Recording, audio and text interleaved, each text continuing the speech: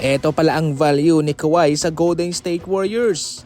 Sa ngayon ay patuloy pong naghahanap ang Golden State Warriors ng mga manalarong makakatulong sa kanila sa susunod na season.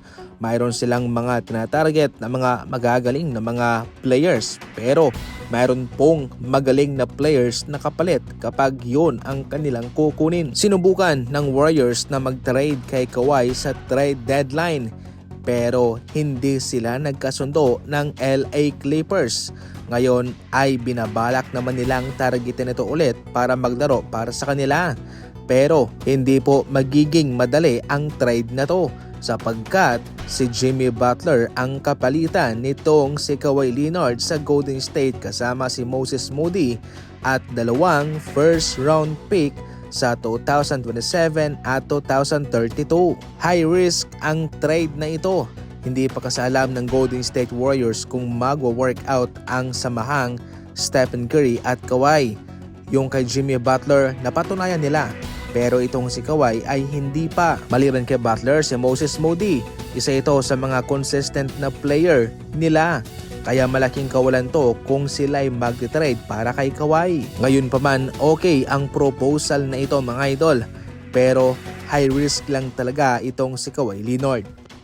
AI na ang magre-review sa mga tawagan sa NBA. Yan sa ngayon mga idol ang gagawin ng NBA. Well, hindi naman to kaagad na maipapatupad sa ngayon ha. Pero baka sa susunod na season ay mayroon ng AI reviewer ang NBA na tatawagin bilang Hawkeye.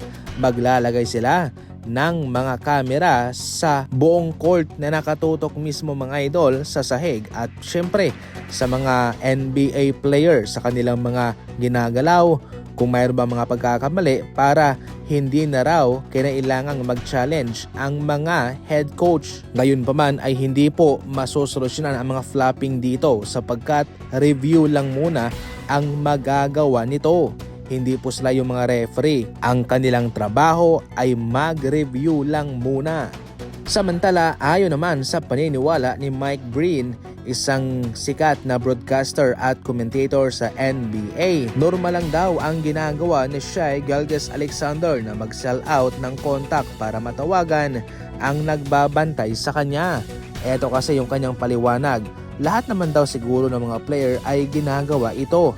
Pero si Shai Gilgeous-Alexander lang ang ating nakikita sapagkat nasa Western Conference Finals sila ngayon. Dahil itong si Shai ang nananalo kasama ang kanyang kupunan kaya raw mainit ang mga mata ng tao sa kanya. Hindi lang naman daw siya ang gumagawa ng mga ganyan kundi maraming mga NBA player.